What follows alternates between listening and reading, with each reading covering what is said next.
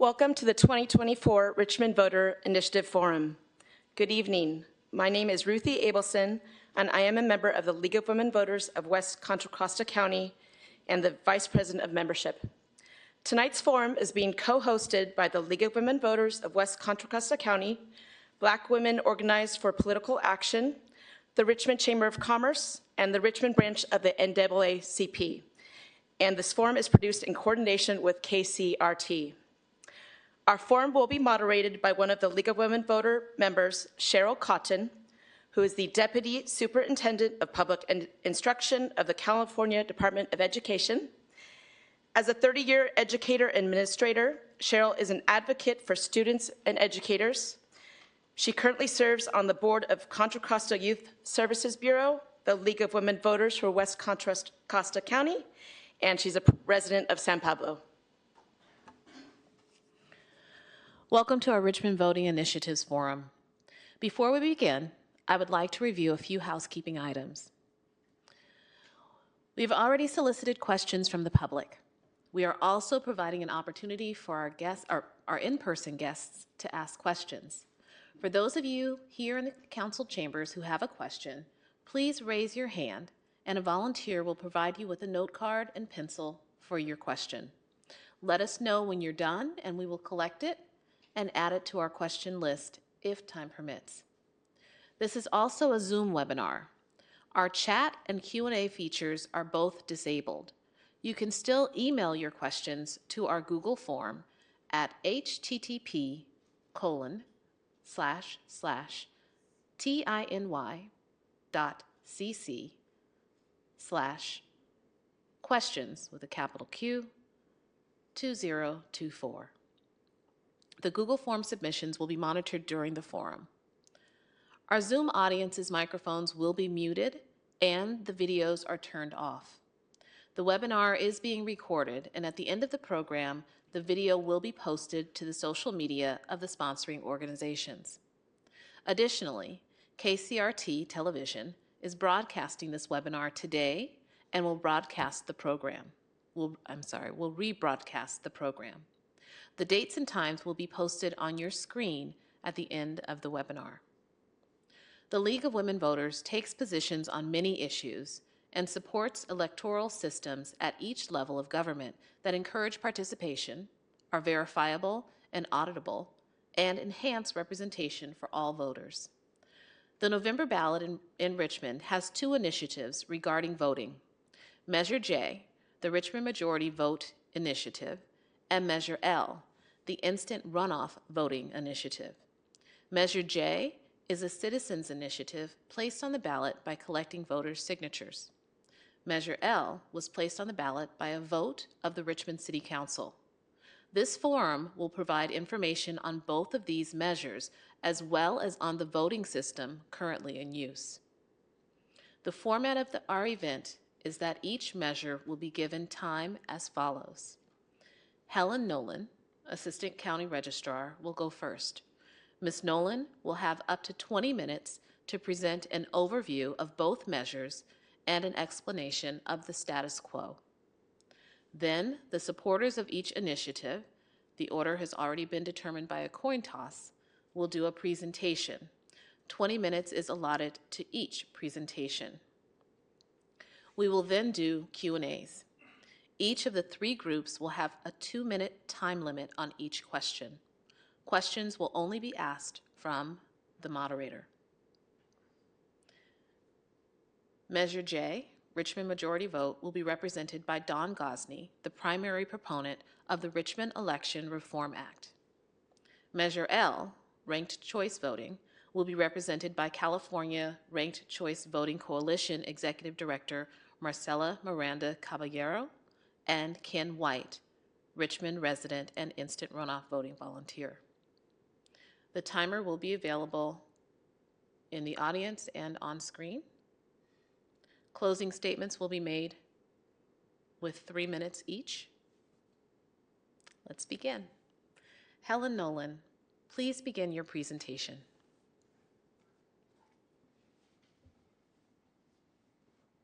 Thank you very much. Oh, there we go. Thank you very much for having me. I am Helen Nolan. I'm the Assistant Registrar at the Elections Division in Contra, Costa County. My email and my contact phone is on screen in case anyone has any questions or they'd like to get a hold of me after this is over. I feel it's my duty to bring a little bit of elections to everywhere I go. As the Assistant Registrar of Voters, it is our duty as an Elections Division to conduct elections in a fair, efficient, accurate, timely manner, to provide services to maintain a high level of voter registration, and to ensure that all eligible citizens can register to vote and are able to exercise their right to vote according to all federal and state statutory laws and regulations. I feel it's necessary to compare and contrast a little bit about the elections in 2024. We just went through the March 5th presidential primary, and we are coming up to the November 5th presidential general.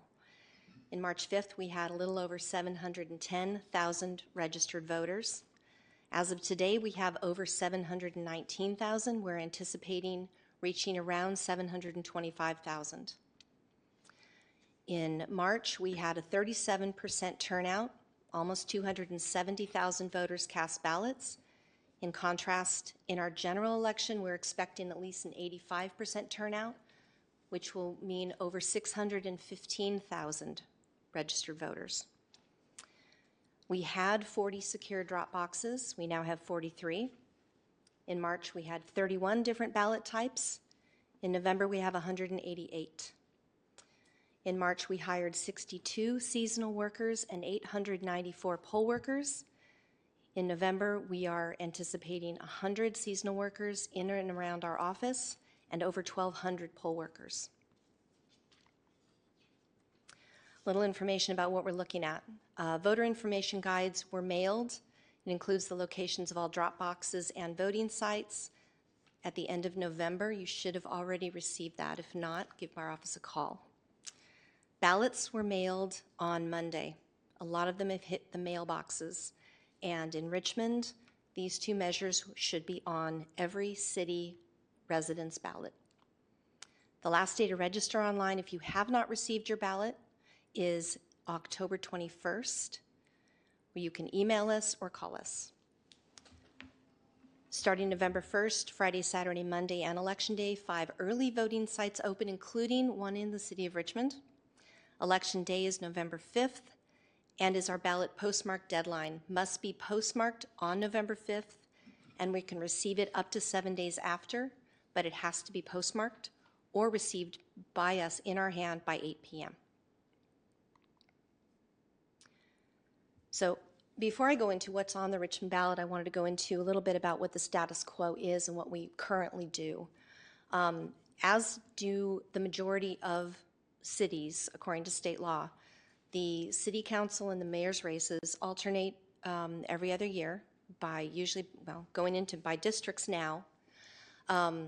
They are appearing strictly on the general election, and the plurality of votes elects the next council member, mayor, treasurer, city clerk, whatever their bylaws or their statute says that are up for election. So the way that these two measures are aiming to change that, so as you heard, Measure J was brought to the ballot by the voters of Richmond by petition. Measure L was brought to the ballot by the City Council. Both are aimed at fixing a perceived inadequacy in the current system. Both would change from the current system from a plurality to a majority. Both will cost the city a significant amount of money. And both measures cannot exist together, so both cannot pass. So this is a very high-level explanation of what each measure is. You'll hear definitely more in depth from the experts sitting to my left and my right. So Measure J seeks to add a primary election to the municipal process to elect city council members and the mayor. So all candidates would appear on the primary ballot in either March or June. And the reason that switches from month to month is because in California, we hold our gubernatorial primaries in June and our presidential primaries in March. That is state law. The top two vote getters, instead of being just elected, the top two would move to the general ballot in November, which is the current process for federal, state, and county-wide contests. Measure J also mandates that any vacancies on the council not filled by appointment must have special, primary, and general elections. And all vacancies for mayor must have special primary and special general elections held. What is Measure L? Measure L seeks to move the existing municipal election to an instant runoff voting or ranked choice voting method. And again, a very high-level overview here.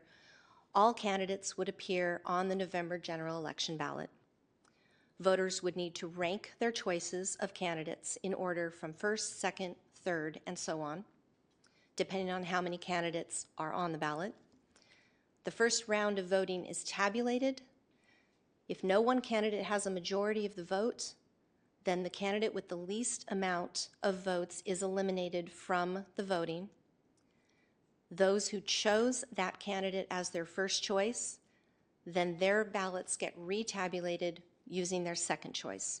And this continues in a round until one person, one candidate, has at least 50% plus one of the vote, meaning a majority.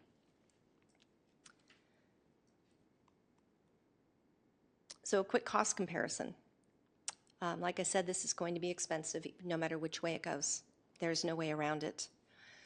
Primary elections that are currently consolidated with a county election cost between $250 to $350 per registered voter, or in this case, with roughly 60,000 registered voters in Richmond, that's between about $150,000 to $210,000 per election.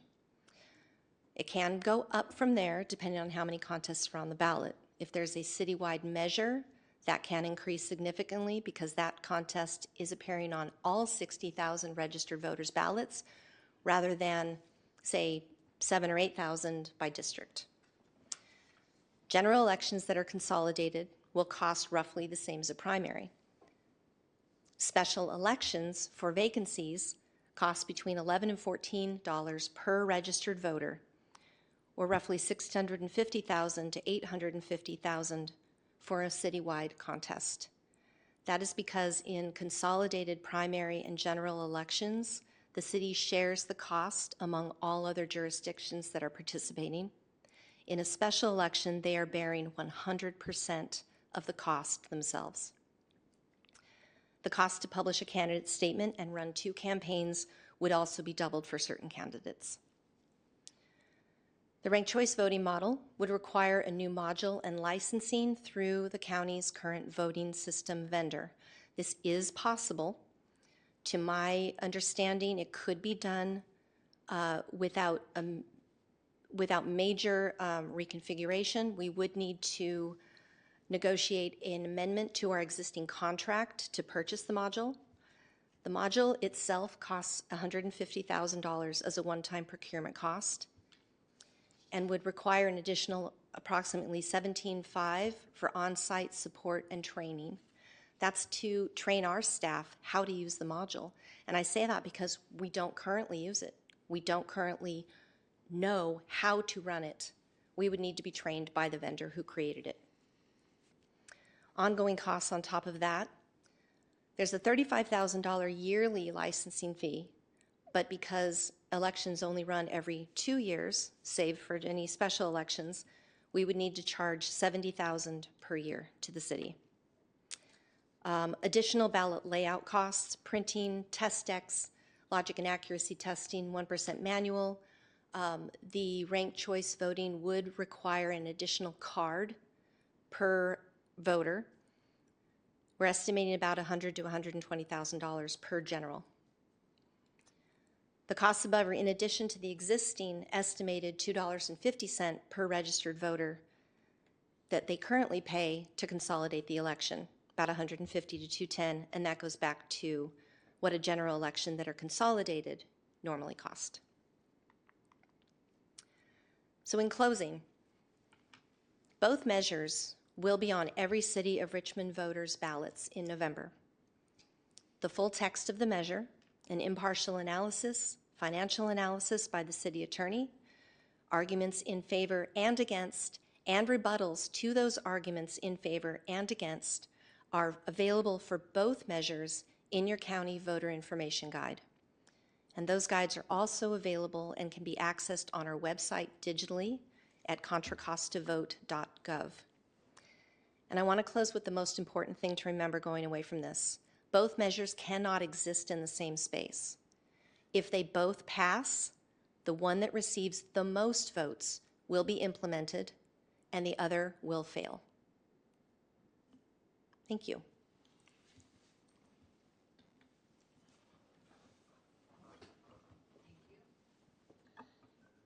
Thank you, Helen. Marcela Miranda Caballero and Ken White, please begin your presentation.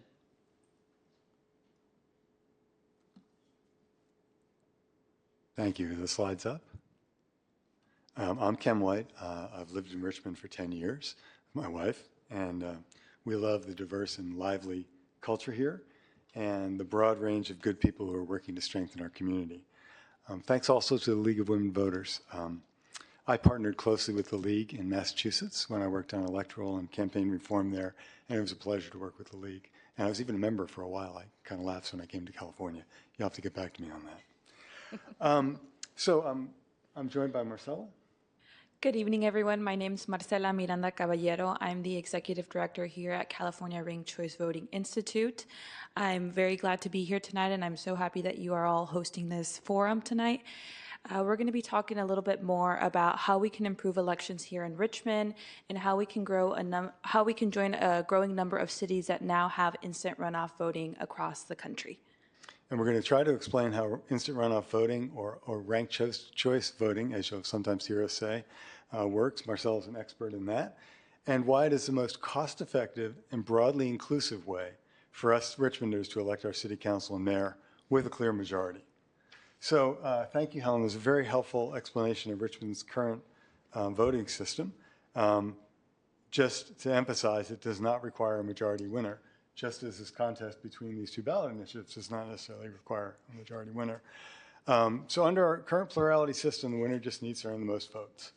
Candidates can be elected even when the majority of voters actually wanted someone else.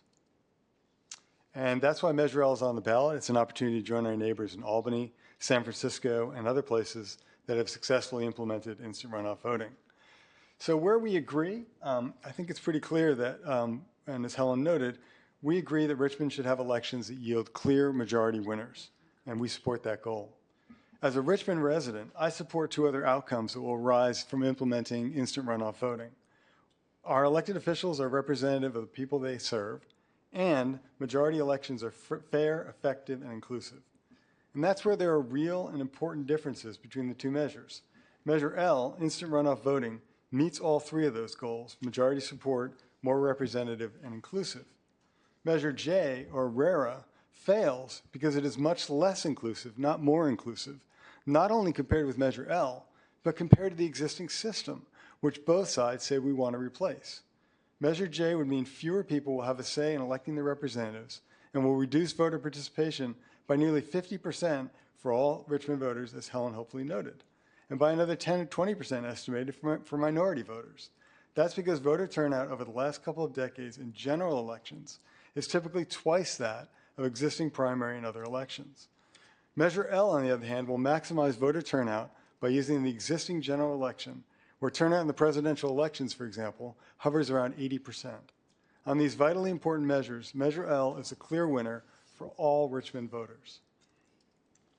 So RERA adds a separate low turnout primary election, which would reduce voter participation by 20 to 40% because A candidate who wins a majority of votes in a low turnout primary is elected outright, and that means there's no say for general election voters. Or if the top two finishers advance to from the primary to compete in the general election voters have only two choices. So it's a false solution. It adds another election, which is a burden to the candidates who have to run two campaigns. This effectively freezes out candidates who don't have big money backers. And second, Richmond primaries historically, there you go. Second, Richmond primaries historically have more than a third to half less turnout than general election. These voters tend not to be as representative of the city as the general election voters. And under RERA, primary voters could select a winner without a runoff, meaning that over a third of Richmond voters would then be essentially disenfranchised. If a runoff is needed under RERA, most voters will not have had a say in selecting the two runoff candidates. For example, 30% of eligible voters are Latino, but they make up only half of that in the primary electorate compared to 2/3 in the general electorate. So while we still need to work toward fuller representation from all Richmonders, the general election is substantially more representative of Latinos than the primary. Under RERA, races would be decided either outright in a poorly attended primary or in a two-person runoff during a general election between candidates selected by a minority of voters. So instant runoff voting means more choice and more voice. Instant runoff voting can be conducted at the general election without requiring a separate primary election. This avoids the clearly documented problems of low turnout. Instant runoff voting ensures that the winner has support from the majority, not just a faction. And with IRV, voters can express their preferences more clearly. Under Measure L, there would be one election and one clear winner elected by a majority of the voters. Thank you, Ken. So instant runoff voting, also known as ranked choice voting, is the fastest growing nonpartisan reform in the nation.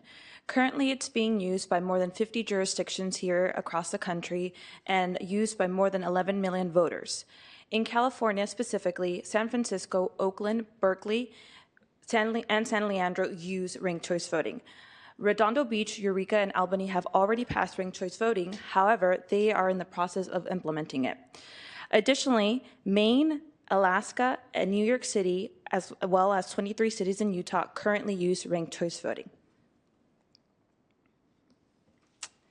Before I get into how IRV works and how the tabulation is actually calculated, I do want to mention that ranked choice voting is used in Northern Ireland, Scotland, and Australia.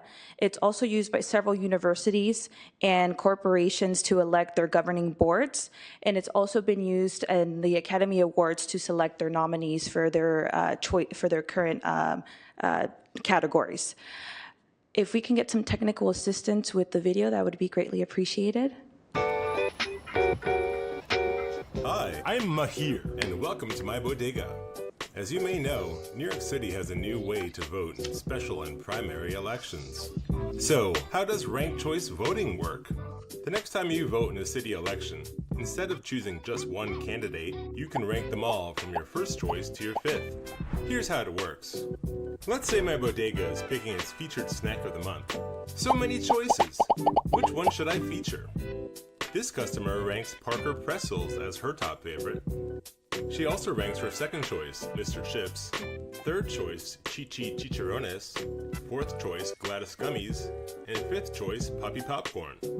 Other customers rank their choices as well. If Parker Pretzels is the favorite choice and wins more than 50% of all the first ranked choices, then Parker Pretzels is the winner and is featured as the snack of the month. However, if no snack gets more than 50%, then the least popular snack is eliminated. Sorry, Figgy Bars. The remaining second-ranked choices from customers who chose Figgy Bars are redistributed. So if customers chose chips and chicharrones as second choices, then those two snacks receive additional votes. The new totals are counted and the process repeats until there's a winner of the final two. Congrats, Poppy Popcorn, you're the bodega snack favorite. Back in the real world, before it's time to vote for humans, visit rankthevotenyc.org for more information. Thank you, New York City, for voting and for making these special and primary elections your elections. Awesome. Thank you so much to the tech team. So again, how does IRV exactly work when it comes to tabulation? Hypothetically speaking, if we had IRV here in Richmond, we would use it in the general election to rank our candidates in order of preference. If no candidate receives 50% plus one, like mentioned in the video, the first choice votes we move on to the second place and we start using rankings. So how exactly does that look? I have a little visual here for you all. So the candidate with the least number of votes is eliminated and their votes are assigned to the voters' second choices. So here in round one, candidate A has 30 votes, candidate B has 17 votes, candidate C has 32, and candidate D has 12. Candidate E has 9. Now, as mentioned in the video, we're going to get rid of the lowest vote getter. In this case, this would be candidate E. So we're going to go ahead and cross out candidate E. Now, those 9 votes are going to get redistributed in that second round because in this first round, nobody received that 50% plus 1. So as you can see here in the second round, candidate A gained 5 votes, candidate B gained 2 votes, and candidate C gained 1 vote, and candidate D gained 1 vote. So those 9 votes were redistributed. Now, who is the lowest vote getter here? It's candidate D. So we're going to go ahead and get rid of him again because nobody received 50% plus 1 in this round. We're going to continue going until we can get that 50% plus 1. So here in round 3, in this instant runoff, candidate A received 6 votes from those 13 votes that candidate D had. Candidate B received 4 votes here, and then candidate C received 3 votes. Again, nobody has received 50% plus 1, so we're going to go ahead and go again. Candidate B gets eliminated as the lowest vote getter. We're going to go again to the 4th round because nobody has received 50% plus 1. And here, those 23 votes for candidate B get redistributed into candidate A and candidate C. Now we've finally reached that 50% plus 1. Who's the winner? Candidate A. So we're going to eliminate candidate C. So as I mentioned, the process continues until we get that 50% plus 1. It is possible that in that first round, you do get somebody who gets that 50% plus 1. It's also possible that they win in the second or the third round. It doesn't necessarily have to happen in the 4th or the 5th round, but I just wanted to share this with you all so you could see visually how it works. So IRV empowers minority voters and candidates. Why are we so excited about IRV?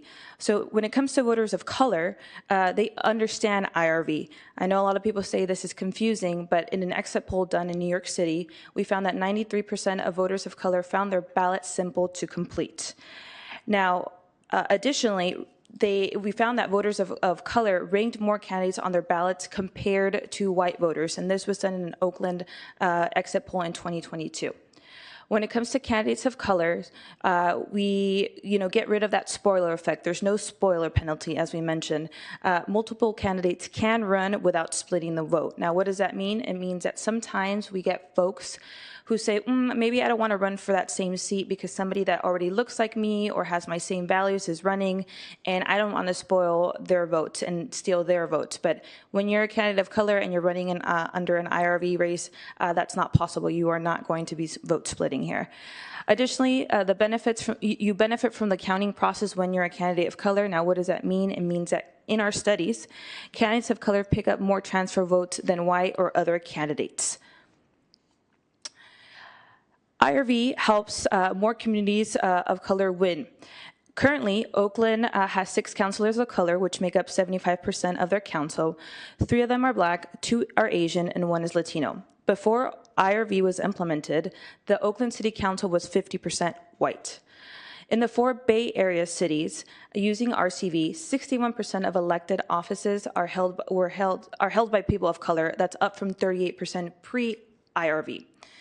Now, in New York City specifically, before they used it in 2021, it had not elected a pretty diverse city council, which is kind of hard to believe considering New York City's diversity. But post IRV, they elected 51% of women to their city council. Additionally, IRV elevates Latino candidates and voters. IRV incentivizes campaigning beyond bases of support. What does that mean? It means that you have to coalition build. So when you're running for office in IRV, you are asking other fellow candidates to campaign with you. So when they're knocking on doors, they're going to say, hey, you know, I'm so-and-so. I would like for you to vote for me as your first choice, but vote for my fellow candidate over here as your second choice. And so you're coalition building, you're minimizing the mudslinging that sometimes happens in elections because you're doing that coalition building. So you're campaigning beyond those bases of support because you might be knocking on doors that are not necessarily your usual base because you're asking for them to rank you on your ballot. Additionally, IRV removes barriers to entry for office for candidates. There are some candidates that do not want to run for office because they feel like they don't have the treasure chest fund or the endorsements or the support that they need to really run a strong campaign. And with IRV, you don't need a big treasure chest fund because you're not running a primary election, which sometimes is a big deal for folks that don't have that treasure chest fund, especially BIPOC candidates. With IRV, Black candidates win more often. What we found with IRV is that Black candidates won 51% of IRV elections where there was one other Black candidate running. Additionally, we found that Black candidates won 69% of the races of IRV elections with 2 or more Black candidates. Now, this is compared to a statistic here where Black candidates won 38% of the time in regular plurality elections where other Black candidates were running for office. Now, this is specifically in Bay Area cities with non-IRV, such as San Jose, Santa Clara, Alameda, and Richmond. So I have a little chart here for myth versus fact. I hear a lot of myths about IRV, one of them being that it's too confusing. As I mentioned earlier in an exit poll that was done in New York City, for their first time using RCV, 90% of voters ranked 2 or more candidates on their ballot, and 95% of all voters said that they found their ballot easy to complete. That was regardless of age, race, education, language spoken, and income level. Additionally, I've heard that, you know, IRV leads to election errors. One of the big ones that comes up is Oakland. The fact here is the cause of this error was a human error, not a software error. An incorrect setting to the machine was made by staff that suspended ballots that had a write-in as their first choice or skipped their first choice instead of counting those votes as their second choice. Once the right setting was chosen, the aggregate results were generated with a push of a button. Unfortunately, the change in result created ill will with the Rainiers winner and his supporter, and this is why Helen mentioned that there needs to be extensive training of staff when it comes to implementing IRV. Another myth that I've heard is RCV leads to voters making mistakes on their ballots. Again, studies show that RCV ballots have the same error rate that existing ballots have. In fact, some of the errors that are currently committed on existing ballots are usually folks trying to rank candidates. So it's something that's already being done by some folks.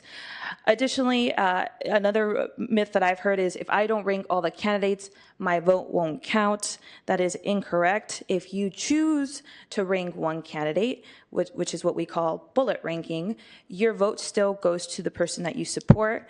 Us as IRV supporters and advocates, we don't want folks to vote for one person because IRV is essentially giving the voters the power to choose who they want or select folks that are a little more palpable, and that way you don't end up with someone that you absolutely don't like. So we encourage you to vote and to rank these candidates, but I understand that some folks would just like to vote for one candidate. But again, your ballot will be counted. So this one, passing on to you, Ken. Wow, thank you. Very much appreciate it. So just to bring it back to Richmond and reiterate the points that have been made, the biggest voter turnout happens with the November general election. So under Measure L, we would have a majority winner that would best represent the electorate, not having someone who comes out of a poorly attended primary. Measure L allows voters to rank candidates, and this gives voters more choice and more voice. As Marcella mentioned, 95% of those notoriously hard to please New Yorkers said they found the ballot easy to complete. So it's not a problem of difficulty. Measure L will increase voter participation by staying with the traditional one round of voting during the higher turnout November general election.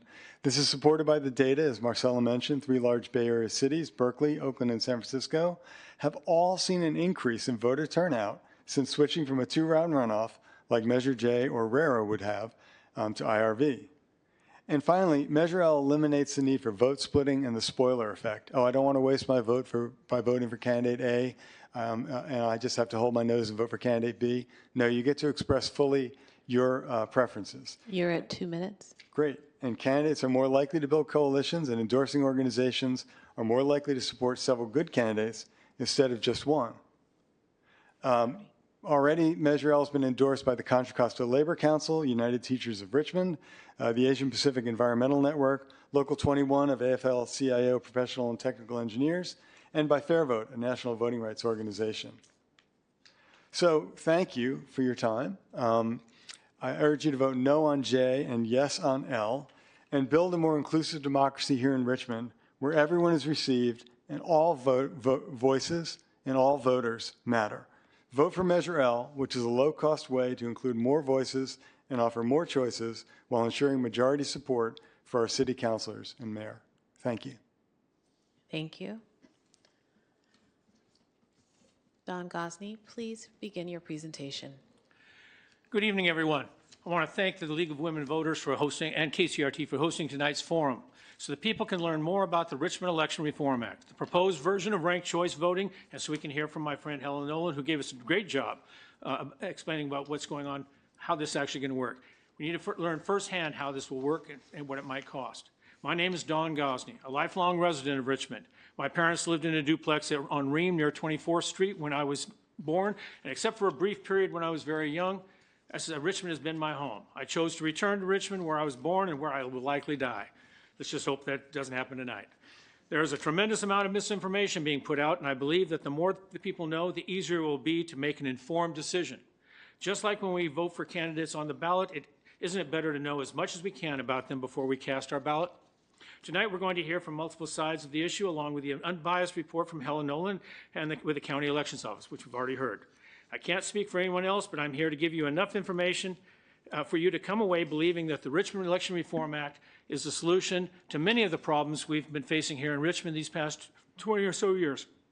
The League of Women Voters gave me an opportunity to bring in a slide deck of pretty graphics to enhance my presentation, but the only one I would want to show you would, up on the screen for the full 20 minutes I've been allotted, it would just use big bold letters saying Measure J, good, Measure L, bad. Okay, that's too hokey, so I thought I'd just talk to you. Maybe you like the pretty pictures and maybe not. If you live long enough, you get to be known around the community. I've been attending almost all of our city council and school board meetings, either in person or remotely, for more than a half a century. I try to get to know as many of our community leaders as I can when they allow it. I try to stay as informed as I can about the issues, so before I rise to speak about an issue, before I talk to my neighbors, before I post articles on social media comments, maybe I know something about the issues. By staying informed and staying in touch, I can often rise to speak when others cannot. And that's what tonight is all about, helping the public become better informed before they cast their votes. I was born here in Richmond and have spent the vast majority of my 70 years here. I'm a proud graduate of Kennedy High shortly after it opened, and my time at Cal has helped make me to be what I am today. Go Eagles, go Bears. What we have before us on our ballot are 3 options. We can choose to elect members of our city council and mayor in the same manner that we select all elected officials from county supervisor up to the food chain to governor by ensuring that whomever is elected, they receive at least 50% plus 1 of the votes cast. We can use the ranked choice system, or we can stick with the system we have in place now. The 54% plus 1 majority vote option is Measure J on your ballot. Ranked choice is Measure L. If either Measure J or Measure L receive 50% plus 1 of the votes cast, whichever one gets the most votes may become the law of the land in Richmond. The charter will be amended accordingly. If neither of them garner the 50% plus 1 requirement, then they both fail, and we will continue to elect our council and mayor the same way we do today. In all of the social media posts and the oversized postcards you've received, the part that is not being mentioned is that even if ranked choice passes and is declared the law of the land, the fine print says that if the city council decides that it's impractical to implement ranked choice for any election, they can stick with what we have today. And that should concern us all. In a more perfect world, both sides tonight would focus on simply convincing you of the merits of their measure. Because they are going head-to-head, though, I'm going to try to point out why the Richmond Election Reform Act is better for Richmond and why ranked choice would not. When you walk away from this forum, my hope is that you're going to look at your friends or your partner and say that Don knows what he's talking about and is looking after what's best for Richmond. And then you're going to fill out your ballot and vote yes on Measure J and no on Measure L. You may be asking yourself why so much time, effort, and money has been spent on the Richmond Election Reform Act. Why have so many thousands of friends, neighbors, and coworkers taken money and time away from their families to make a better Richmond? What led to it being proposed? And that's an outstanding question. I'm one of those people that believes in the old adage, if it ain't broke, don't fix it. Well, what we have here in Richmond is a system that I and at least 15,159 voters who signed our petitions believe is broken. We have a group here in Richmond that has been pushing their agenda for 20 years now, and they've been very successful at controlling the narrative. But have these people really been speaking for the people? How many times have they reached out to learn what you think and what direction you want the city to head in? If they had a printed election book, I'd bet good money that on page 1 it would require that they only run one candidate for each office and encourage numerous others to run against them and split the vote. It's an extremely effective election strategy. On page 2, it would call for them to find a wedge issue to split the community. Think back over the past 15 years to our elections. Remember Point Melati, sugary sweetened drinks, rent control, Measure U, the business tax, Chevron, Gaza, suing Chevron, more rent control, and taxing Chevron. Hey, if you find something that works, why not return to it again and again? Why are some of the community leaders so fixated on finding ways to divide us instead of bringing us together? One of the many problems with the way we currently elect people is that all too frequently we elect people with only about 35% of the votes. And to pour salt on the wound, after the victory, they'll try to convince us that the people have spoken. The people haven't spoken. 35% of the people have spoken. And then there's always the problem of trying to reach out to our elected officials and having our phone calls, voicemails, texts, emails, and letters fall into the black hole here in City Hall. Unless you're part of their core group of supporters, you probably will never be heard. It was only a couple of months back when I went to the dais to speak, and one member of the council forgot she had an open mic and made a disparaging remark for everyone in the room and at home on TV to hear, disparaging me just for rising to speak. Should we have elected representatives that can show such disdain for any of us? How can we have elected leaders that boast that we're speaking for the people without benefit of actually speaking with the people? So many tens of thousands of our neighbors and working men and women banded together to put the Richmond Election Reform Act on the ballot to require that if someone wants to represent the people, that candidate will need the support of at least half of the voters. This is an election issue, and this being America, we all know that there will be a lot of misinformation disseminated. As they say, why let a good lie get in the way of a good argument? It doesn't matter if it's candidates seeking election or proponents of ballot measures and propositions. People are going to try to bamboozle you into believing that what they have put in front of you. I'm absolutely sure that the people sitting up here trying to sell you on ranked choice are decent people, but the truth of the matter is that none of them knows them. We don't know their backgrounds, their history, their backstories. Heck, until tonight, we didn't even know their names. We don't know anything about the so-called nonprofits that they represent. When we had the nonprofits come before the council a few months back trying to sell us on ranked choice, several of us tried looking into these nonprofits, and I got to tell you, getting information about them is pretty tough, nigh on impossible. In particular, trying to find out where their financing is coming from was incredibly tough. When it comes to politics, the golden rule is to follow the money, but the source of their funding was nearly impossible to determine. Exactly who is pushing for ranked choice in community after community and state after state, and what's their agenda? I used to think I was a pretty smart guy till I tried to learn more about these people and their organization. Exactly what are these people and their funders trying to hide? The only thing I have to sell to the community is my own integrity. When all this is over and done, these people will move on, and I'll still be here. If you can't count on my integrity, then what use am I to your community? We don't have to argue on the technical merits of a project, but I hope that you can look at me and know that I'm an honest person. Let's talk about how we got here. To put a measure on the ballot, after filing the paperwork and paying the city fee, a fee that came out of my pocket, the paperwork goes to the city's attorney's office where they do what attorneys do. Then you have to gather signatures, a lot of them. Only valid signatures of Richmond voters count, and that's where we run into problems. We can stare a voter in the eyes and ask them point blank, are you a registered voter here in Richmond? And after they say they are, they sign the petition. The rub is that a great many of them are not. Whether it's by accident or whether it's a calculated maneuver to mess with the process, we'll never know. But it's only valid signatures that count. Nonetheless, by the time we finished, we collected 132.8% of the valid signatures needed. Actually a lot of somebody's believe in what we're trying to do. It was only after we turned in our valid signatures that the council decided to bring in their own out-of-town hired promoters to try to sell the community on ranked choice. While it took us a tremendous amount of effort and boatloads of money to gather our signatures, all it took from them was the mayor and 3 of his allies to raise their hands and place ranked choice on the ballot. No filing fees, no signature gathering, no standing in the cold and rain out in front of grocery stores. All he had to do was say aye when called upon. One of the deceptions, the lies put out by the group supporting ranked choice is that out-of-town interests paid for the signatures. Even worse, they invoked their fallback boogeyman, Chevron, trying to bamboozle the voters into believing that, unlike ranked choice, this is being pushed by bad people. First off, Chevron had zero input in this process. They were never approached, they never offered assistance, and they certainly didn't pay for anything. Anyone that tries to tell you different is just plain lying to you because they think you're gullible enough to believe it. We didn't need Chevron. Working men and women, people that live here in Richmond, people that work here in Richmond, through their unions, took money off of their paychecks and voted to place this on the ballot. We've heard representatives of some of the groups going on TV and going on the record bad-mouthing the Richmond Election Reform Act, saying that 100% of their members are against us and support ranked choice. Unlike their groups and unions, the Building Trades Union, the primary funders of this effort, they hold regular membership meetings where the issue is brought before them, discussed, and then voted on for approval. As a retired president of the Steamfitters Union and a proud member for 54 years, I can assure you that our members actually support what we're doing here. One of the arguments against the Election Reform Act is that it will be more expensive. I was just looking at the ballot book, and I got the other day, and according to the unbiased analysts, the numbers they quoted don't agree with that claim.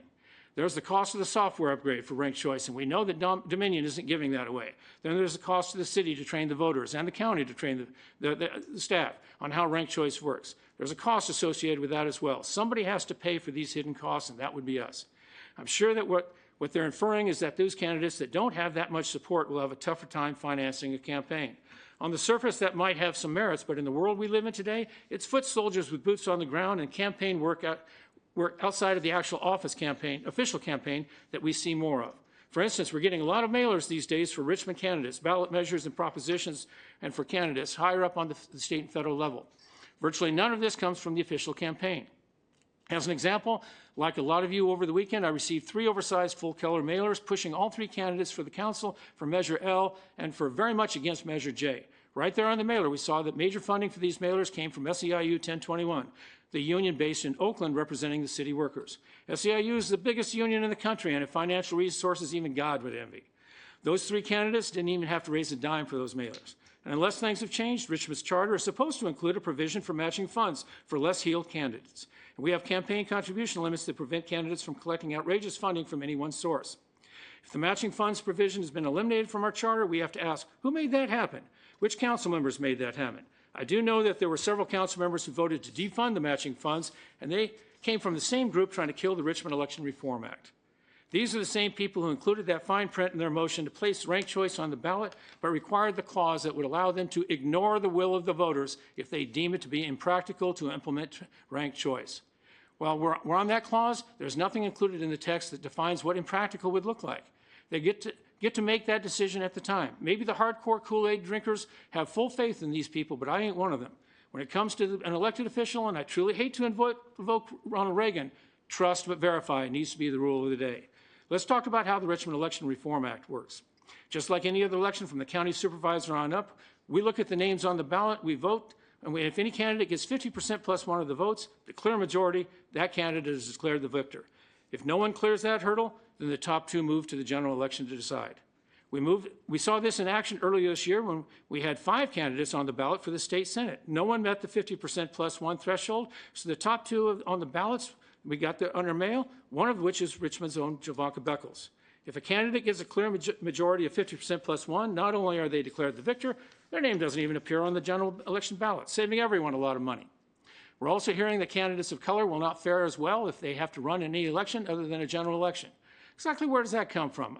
I know it wasn't a local election, but I recall that Obama fell doing okay when he ran in an election other than the general election. Tony Thurmond, Rob Bonner, and Fiona Moss seemed to fare well too.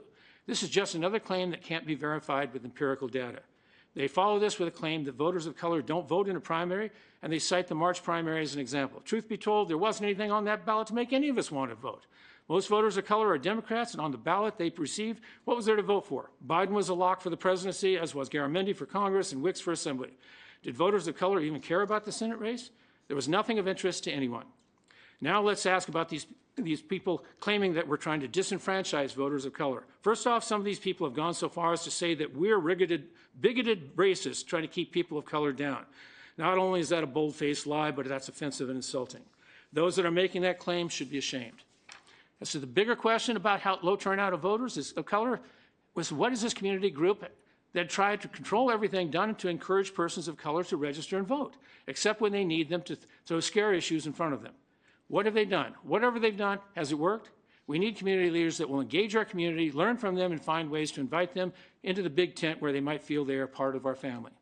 Now let's talk a little bit about ranked choice and why we should say no to that idea. Yes, ranked choice is used in a lot of places, but it's only used in a small minority of communities around the country. Why? Maybe it's because there are issues surrounding it that make it less desirable. For instance, what exactly do they mean when they tell us it's so simple? If it's so simple, when these nonprofits gave their 86 minutes presentation filled with pretty slides to the council a few months ago, why did one of the sponsors, Councilmember McLaughlin, have so many questions? Why did PhD holder Councilmember Bonner have even more questions? If it's so simple, why will Richmond need to spend hundreds of man-hours and tens of thousands of dollars to train voters how to use the system? If it's so simple, how did the Alameda County elections chief screw up not one, but two elections recently? With one of them, they swore in the so-called victor, and then the judge told them they unswear them and swear in the real winner. People are enthralled with the concept, but if you were to go out on the streets right now and ask people how it works, I can bet you'll find virtually no one that can explain how it actually works. They couldn't give you the details. Let's take a look at Oakland's race for mayor in 2022, the most recent election. It took 9 rounds before they finalized the count. Put yourself back on the streets and tell the public that in that race, when they counted the ballot in round 1, they counted 125,162 ballots.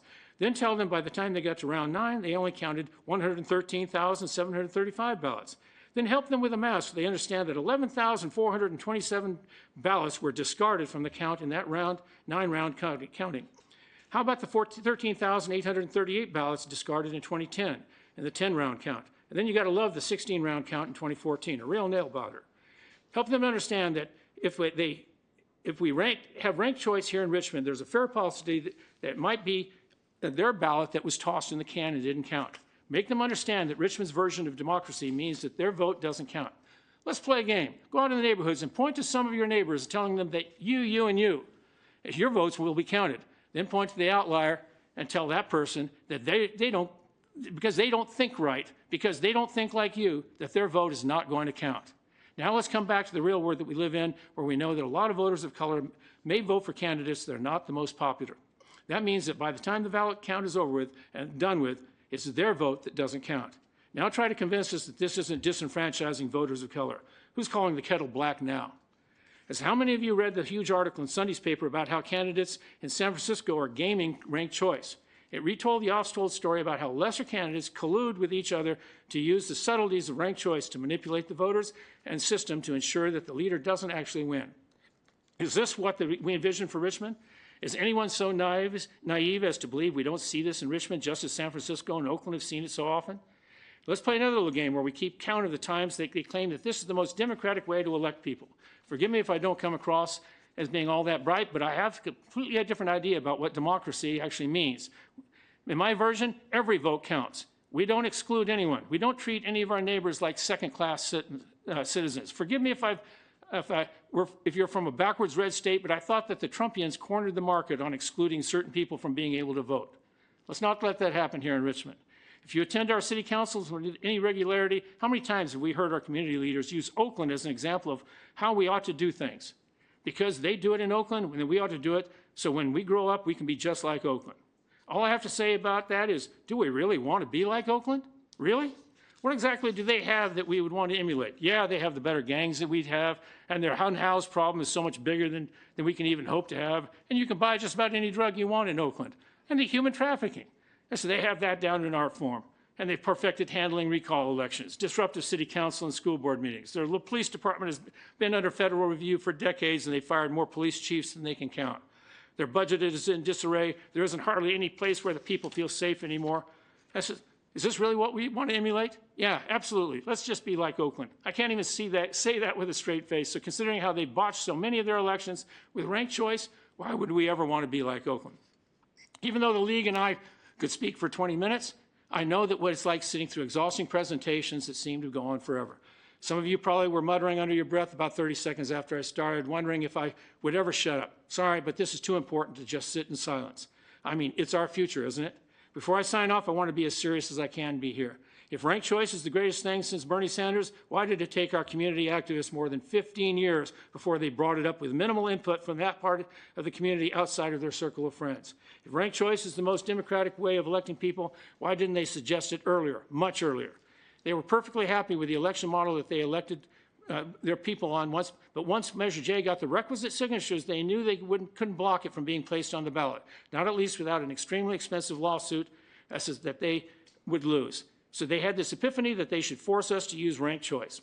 Do not be confused here. This is all about power and not the way we saw it in the graphic on the card they sent out over the weekend. This is about control to ensure that their social agenda is enacted with minimal pushback and to ensure that the unions that support them continue to have the control they enjoy today. The last thing they want is for members of the community to have a seat at the table. When they appoint every member of the city's boards and committees, it's not unlike what we saw in the Supreme Court and in our federal courts when that orange-haired guy stacked them all so they would go along with his personal agenda. Now, bring on the questions. Oh, feel free to call me at 510-685-2403, 685-2403, but please wait till we're done here today. Thank you very much. Thank you very much, panelists. We will now allow each panelist to ask a question of the other panelists. Each panelist will have up to 2 minutes to respond. Let's begin with Helen. Do you have a question? I don't, actually. Thank you. Miranda and Ken, do you have a question? Sure. I'm wondering exactly where your statistics on voter turnout for the primary came up, Dawn, because as a candidate or as a person of color, I could tell you for a fact that voters of color, it's really hard to turn them out in the primary. I've worked on campaigns for 10 to 11 years, so please tell me where you've read these statistics that that's not true. Thank you. Don? I didn't give you any statistics. I question your statistics as being empirical.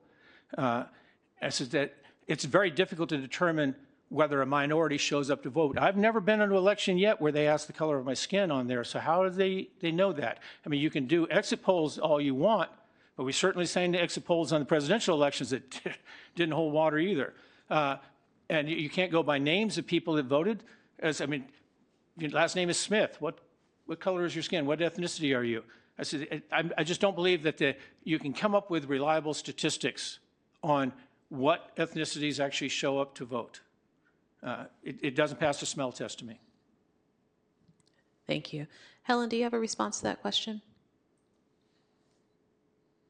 Yeah, I would just like to confirm that in our voter registration rules, we do not collect ethnicity. So I wouldn't have any statistics either on if people of color do turn out to vote or not, because, yeah, as Dawn said, we can't bank on a last name or even a language preference to indicate what ethnicity that person identifies as. Thank you. Don Gosney, do you have a question for the panelists? I've got a question for Ms. Nolan, if I don't mind. During the primary election, won't the cost be split between Measure J and all other items that are on that ballot? Technically, yes. A primary typically is not very well shared among local jurisdictions. We don't charge the state or the federal government or the other county departments for their portion of the election. So a primary is not shared as widely as a general would be among other jurisdictions. Thank you. Miranda, Ken, do you have a response? To either one or just Ms. Nolan specifically? Either one. Okay. I mean, yes, you're right. The county registrar of voters does not collect that information on, voters. We don't ask that specific information.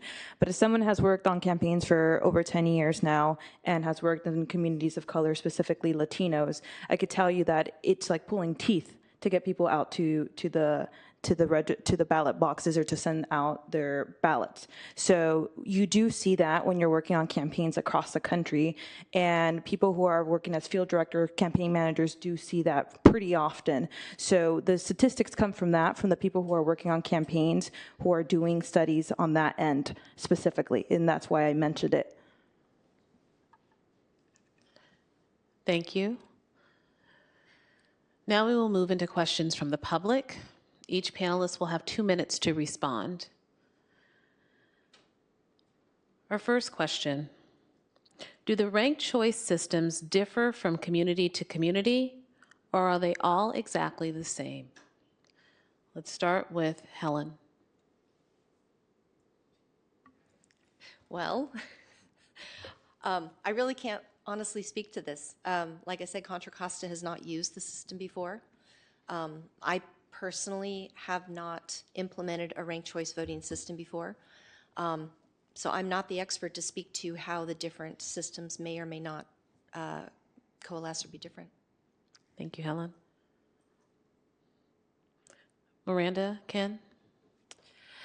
To answer that question, no, not all ranked choice or IRV systems are the same. There are different flavors of it, and we've seen them across the country differ depending on who is putting it on the ballot and who are the coalition members.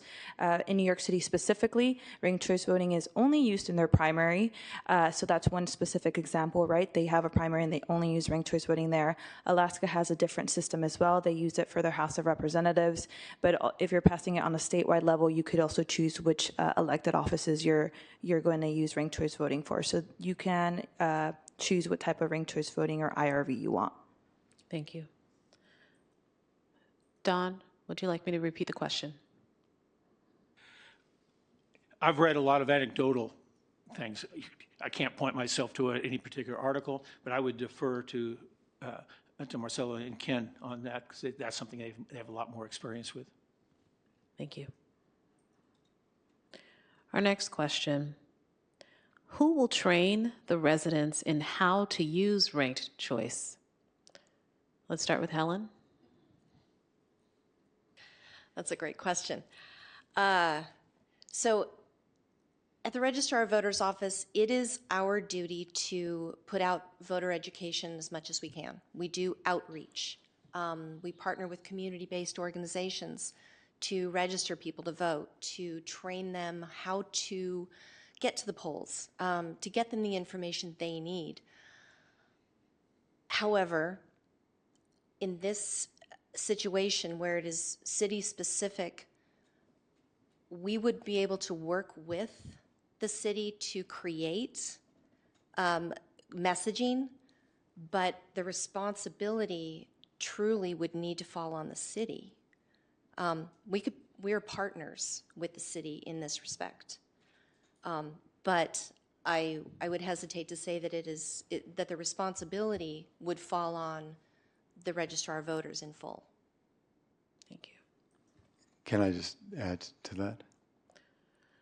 Yes, Miranda, Ken? Yes, it's a broad-based education effort that would be needed. And as we heard in New York City, there's a successful example there with people with understanding rates of 90% and above. So it is possible to do it. And already we've been meeting with people, and I know that the folks from the county and the city have already been anticipating, if this measure passes, the outreach that would be necessary with community-based organizations or nonprofits to be able to inform voters and educate voters and get them that messaging. So it would not be a direct partnership for in some cases, but complementary efforts among city, county, and the community-based organizations. Thank you. Don? Thank you. I can't speak for any community outside of Richmond. I don't vote any place other than that. But I have attended all these city council meetings where this has been discussed, and numerous times it has been brought up that it's the responsibility of the city and the city clerk to come up with a plan to educate the voters, not relying upon any outside groups to put it together. It's great to be able to partner with them, but it's still the responsibility of the city and the city clerk. And my discussions with her, that they were not even looking at a cost. They understand it may cost many tens of thousands of dollars to come up with programs to train people on how to use ranked choice, but they're not spending any time or money even on that part of it until they find out whether this is passed or not, because this will not be implemented for another 2 years or a year and a half, depending upon the primary date. But there's plenty of time for them to do it, but they get plenty on their plate right now without having to worry about something that may or may not even be applicable.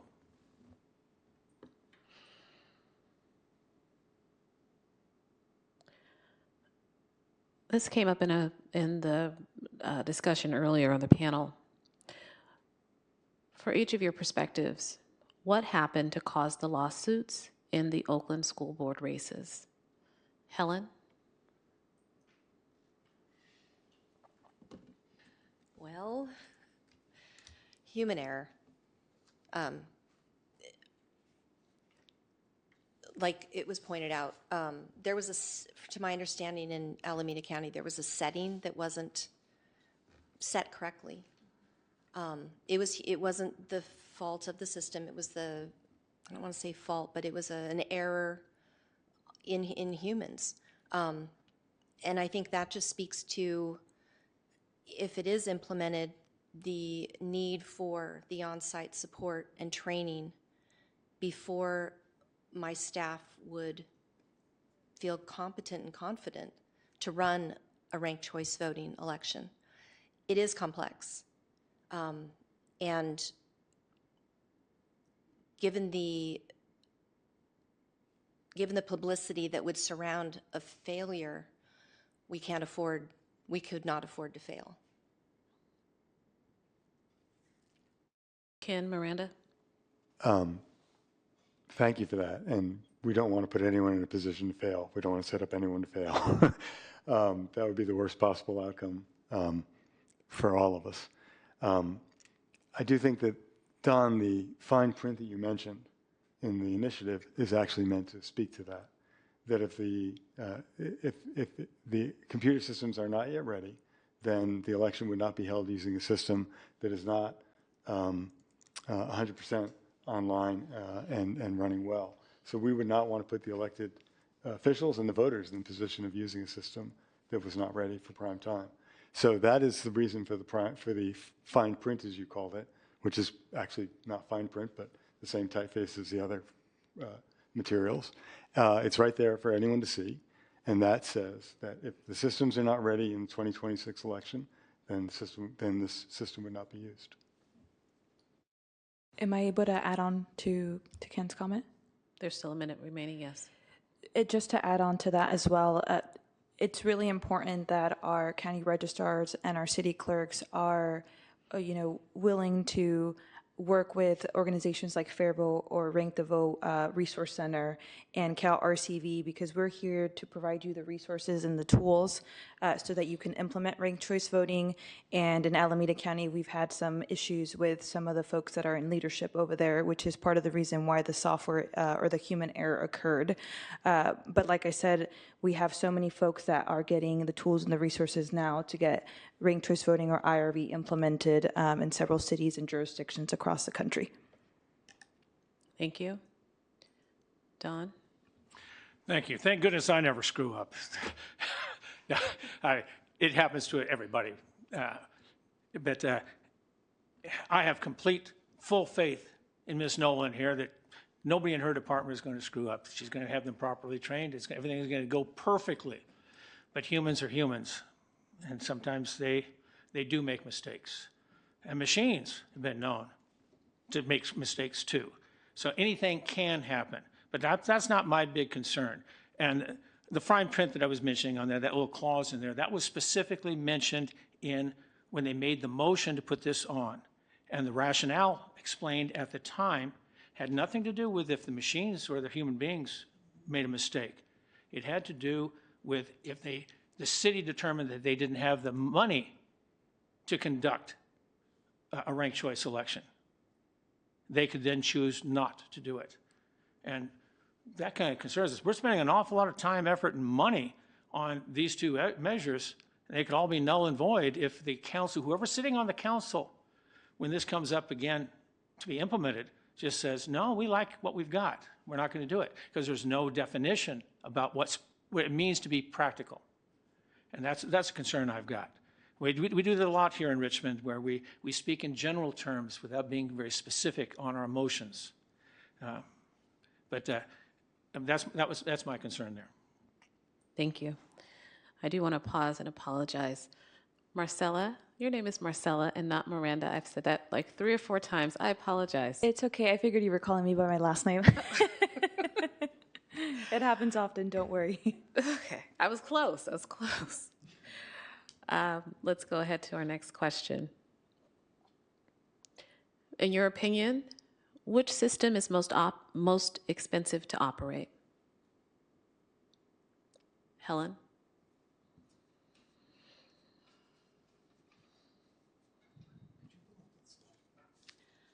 Potentially. Can I bring up my slide deck?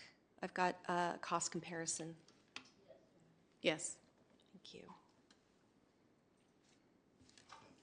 Yeah. I have to do some math. She's like, I'm ready.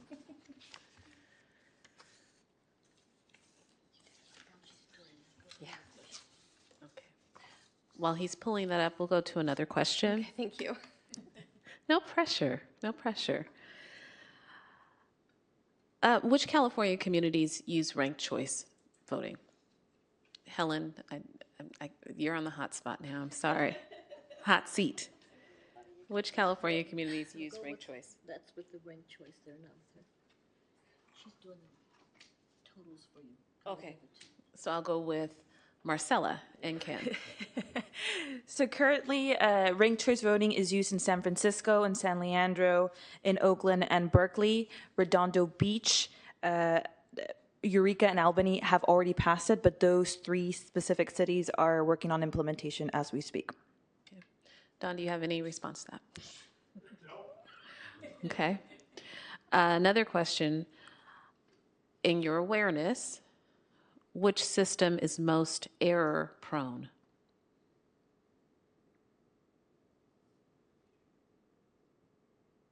Marcella, Ken? I don't necessarily have the statistics on me. Like I said, from what I do know is that in terms of ballot errors, it's the same rate when you have plurality elections and IRV elections. The error rate is about the same.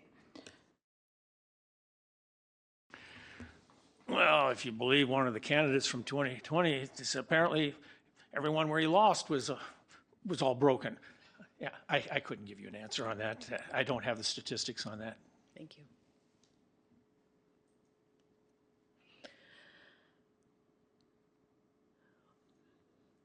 In your opinion, which system is most complicated for voters? Marcella and Ken? As I mentioned earlier, it's hard to get folks to go out and vote with our current system.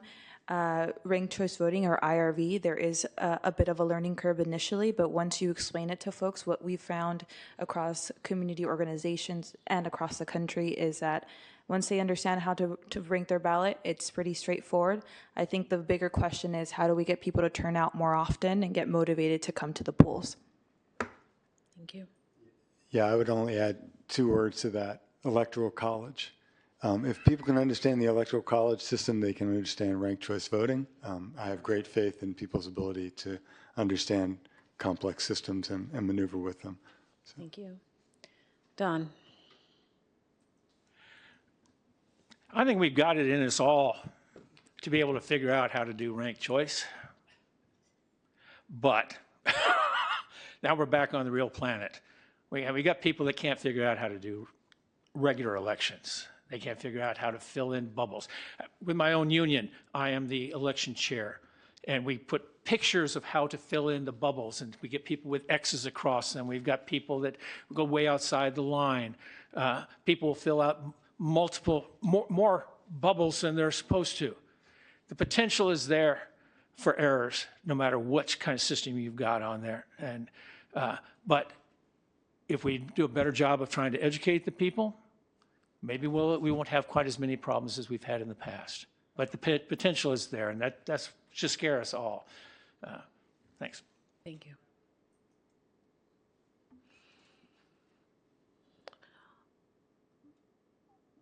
These may be questions more for Helen.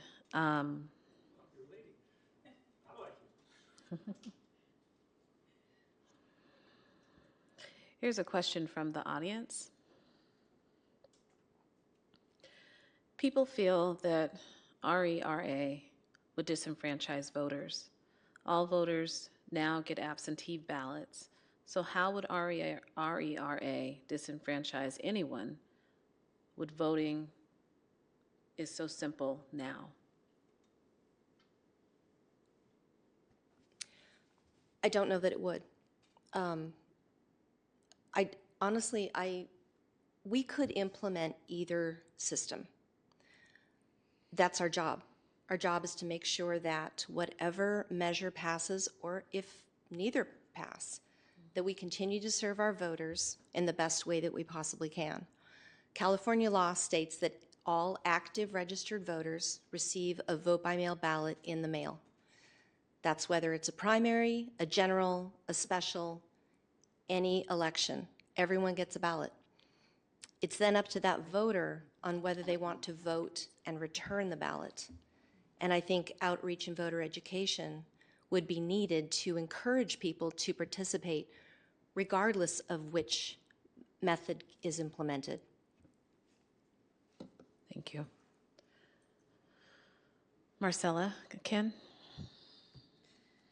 As I mentioned earlier, and as Ms. Nolan just said in her statement, I think the biggest thing is getting people to turn out and getting them empowered and motivated to come out to the polls. I think a lot of that has to do with our current political climate and also the candidates that are running for office. One of the benefits of IRV is that we encourage more candidates to run for office, and you have more choices when it comes to candidates, so you're not feeling like you're stuck voting between two people or two candidates that you're not necessarily fond of, or you have one candidate that you love, but another candidate that you absolutely loathe, and now you'll have a mixture of candidates running for office. Thank you. Don? Thank you. I don't believe either one of these, or even the current system, really disenfranchises anybody from voting. Can we do a better job? You betcha we can. I think we all need to. I think as community activists, those of us that live here in Richmond, I wouldn't expect Marcella to come back up from San Diego to encourage us to vote, but we need to do a much better job of trying to encourage everybody that is eligible to vote. They changed the U.S. Constitution when I turned 18, back in 1972, and I've voted every single election since then. I've taken advantage of the franchise that's been afforded to me. I own an online newspaper, and I do what I can to try to put out as much information about the elections as possible, including a pictorial of all the voting boxes, showing people not just maps of where they're at, but where the voting boxes located, a picture on there. I put out a list of all the polling places to try to do that. That's just the tip of the iceberg. There's so much more that can be done to try to get people to vote, get them registered to vote, get them to actually vote itself. A lot more can be done, a lot more needs to be done, a lot more should be done. And it's incumbent upon all of us. Maybe the league can help us out. But we just need to do a better job than what we have been doing, because everybody should vote. I mean, I'm sure you can show me statistics of countries where everybody has to vote. I've even seen or heard about some where you're required to vote. Unfortunately, they fill the ballots out for you in advance. But anyway, more can be done. Thank you. Helen, are you ready to answer the question about cost? Yeah. I just looked back at my notes, and speaking in generalities, because there are a lot of variables that can happen in every election. We have our base cost because a ballot goes out to everyone. We look at registered voters, not turnout. Turnout has very little to do with our costs, to be honest. Estimated, a primary and a general could run the city $350,000 a year in an election year. Ranked choice voting, moving beyond the one-time $150,000 cost, with all the extra costs that it would incur, could run $300,000, $350,000 a year. Financially, there may be differences, but if we're talking in generalities without knowing all the nuances, they more than likely would cost roughly the same. Thank you. Finally, your slide shows. Yeah. None of my slide. This is probably more so for Helen. Can I vote for second or third place and skip my first choice? That's the question. Well, I'm going to defer to Marcella for this. My answer would be you can vote whatever you want, and we will count what we can. However, Yes, you can do that, but again, we would encourage you not to do something like that. And there was a question earlier about the flavors of RCV and the technicalities that come with it. When you are talking about those specifics, you can decide whether you want to suspend certain ballots if something is left blank. But in most cases, people usually don't opt out to do something like that. So yes, your ballot will still be counted if you decide to leave something blank in certain circumstances, depending on what the current jurisdiction decides to do. Dawn? One more question, then we're going to jump to a question from the audience. Can I vote for one person multiple times? These are questions, we're building an understanding. Yes, I'm sorry, I don't know if you're going to respond. Helen, are you deferring to Marcella? There you go, thank you. No, you cannot do that. You can only vote for one person one time. If you do that, only the first round is going to be counted for that person. Thank you. This is kind of a question, kind of a statement, but I'd like to hear from the panelists. If Measure J or L wins, Richmond will not vote by district, but as the city as a whole. It's a question from the audience. So again, we're building understanding this evening. Let me start with Helen, and then Marcella, and then Dawn. the answer would be no. Districts are in the law, they're in the charter. Richmond is districted, and voters would continue to vote within their district. Now, for the mayor, they would vote as a whole. The mayor would be on everyone's ballots, but the city council would continue to be done by districts, ranked choice within those districts. Thank you. Marcella, Ken, do you have anything to add? No, I think the confusion is understandable because we've been through this cycle of switching, whether we are districts or at large. So I think the confusion is understandable, and it would be good to include that in outreach materials to make sure people understand. Thank you. Dawn? I agree with Ken that we need to make sure the public do understand that, and Helen, I appreciate what she said. It is the law. It would require us to actually go to court to go back off of the district. And just an example, before Attorney Rafferty hit up the city of Richmond to force us to go with district elections, he did it to our West Contra Costa Unified School District. The school district challenged him on that. By the time that we settled, we had to pay the $318,000 attorney fees for him. He was his own attorney, so that money went into his pocket. You're going to lose. There's only been one lawsuit in the past 20 some odd years that has been successful in defeating that. I don't know how they did it, but Richmond just doesn't have that kind of money to be fighting this kind of an action. When the possibility, not just that we're going to lose, but we may have to pay $1 million or $2 million in attorney fees. Thank you. Attorney fees for the other side, plus our attorney fees. Thank you. Thank you. Another clarifying question about what ranked choice voting would look like for a district election.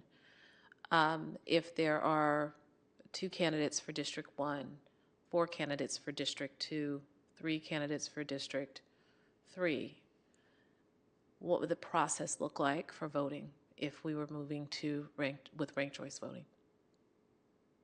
Well, Let me start with Helen, and then. Thank you.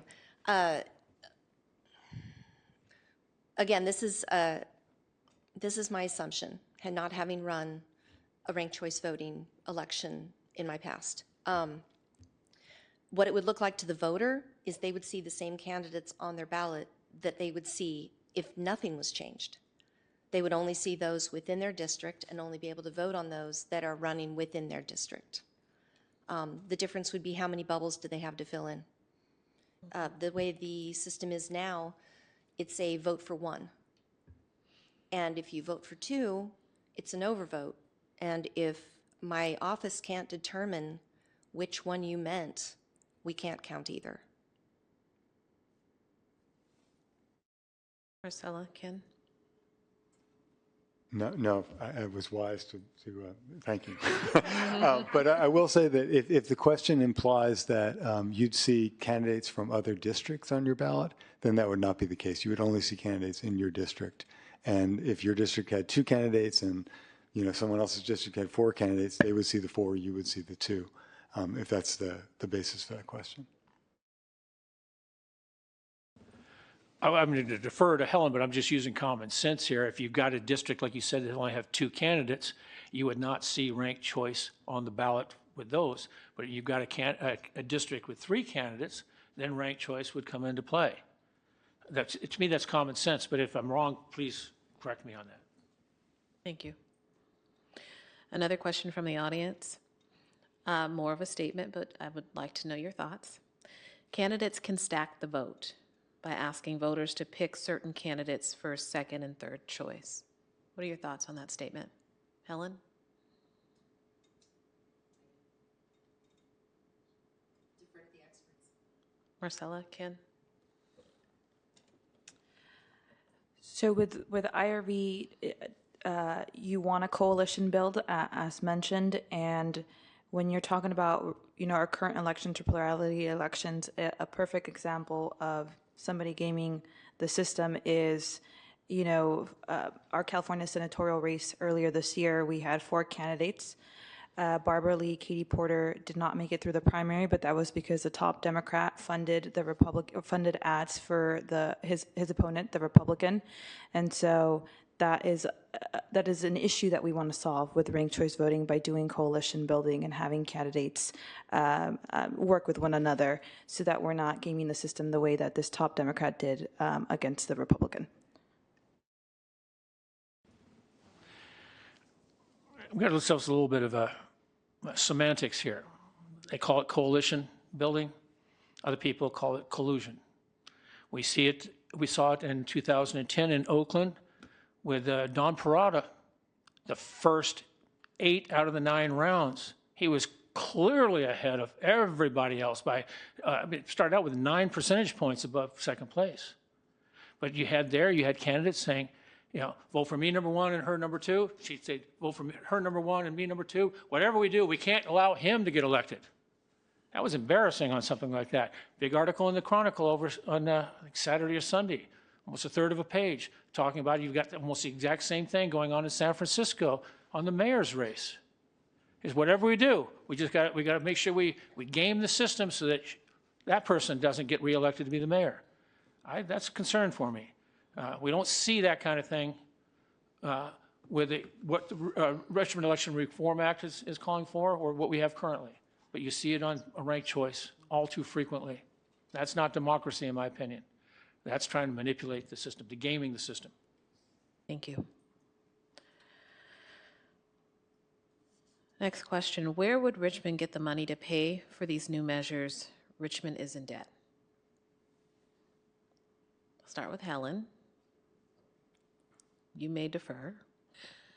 I don't sit on the city council, so I don't have an answer for that.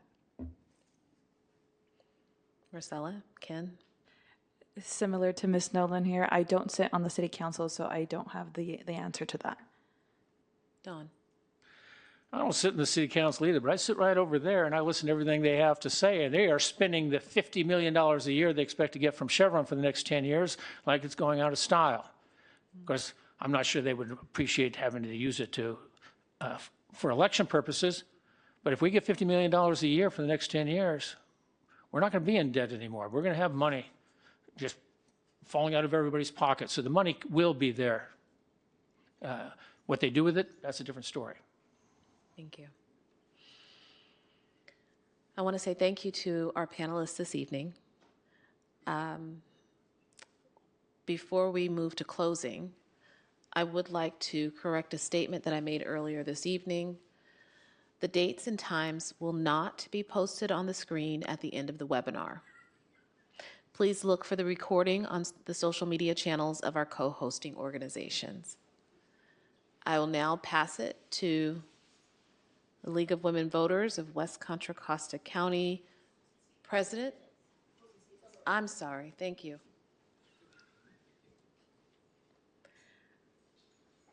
We will now move to 3 minutes for closing statements from each of the panelists.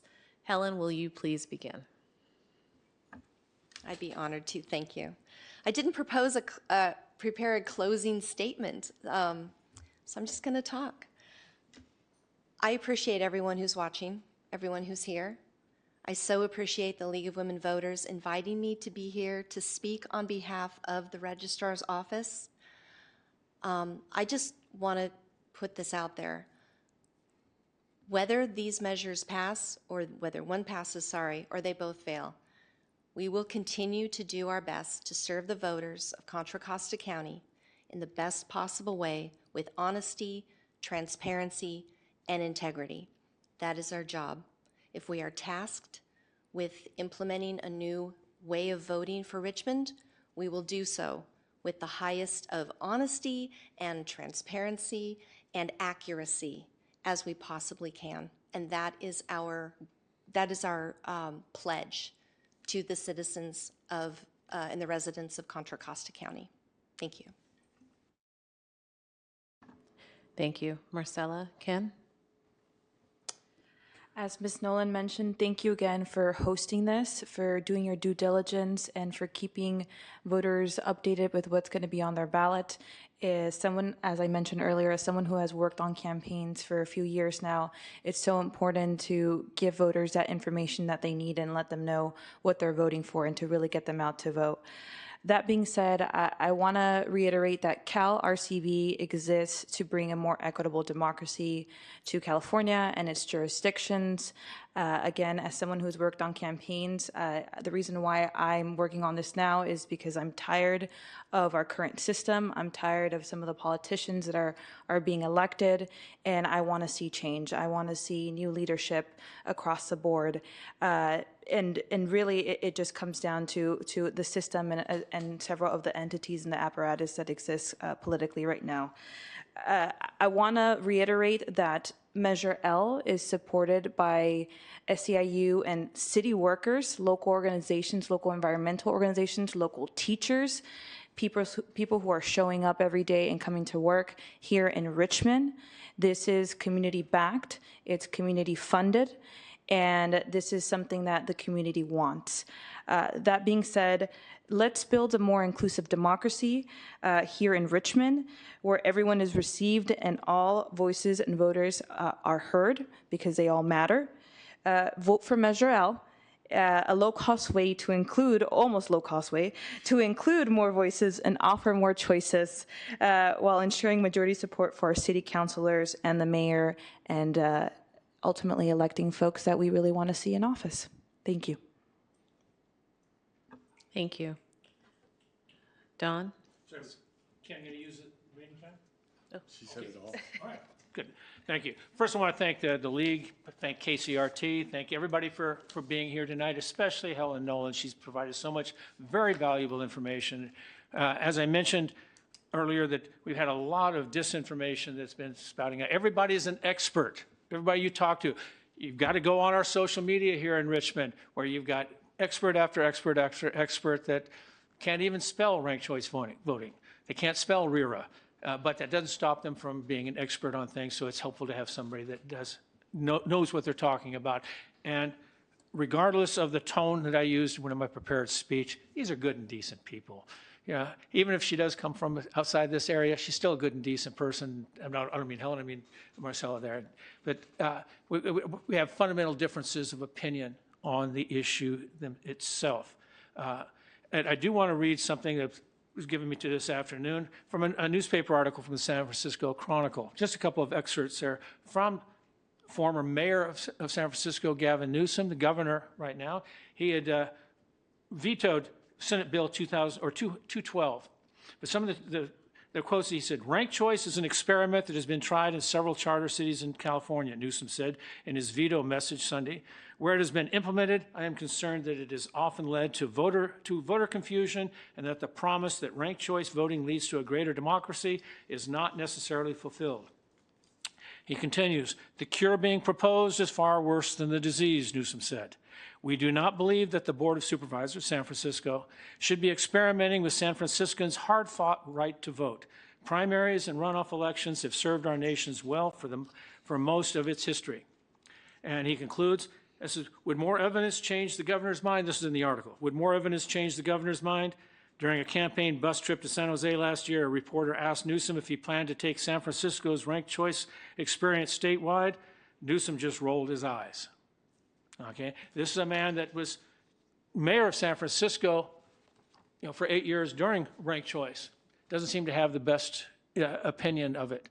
I still believe that ranked choice is not what's best for the city of Richmond. I think there's problems with it, as confusion in particular, cost being another, and the potential for abuse of the system. That has got me really concerned because I've seen it so many other times in Oakland and in San Francisco. And I know what we're capable of here in Richmond. Things have gotten very hostile over this. If you follow social media, whether it's Nextdoor or the Facebook sites, personal interactions, people, they take this very seriously, one way or the other. I'm not saying there are any innocents on either side. There are plenty of guilty people. We should be able to think about these issues and have a discussion. And then when we fill out our ballot, make the decision then on there without becoming violent. We're at time. I guess I'm done. Thank you. I would like to pass it now to the president of the League of Women Voters, West Contra Costa County, Cheryl Collier, to close us out. Good evening.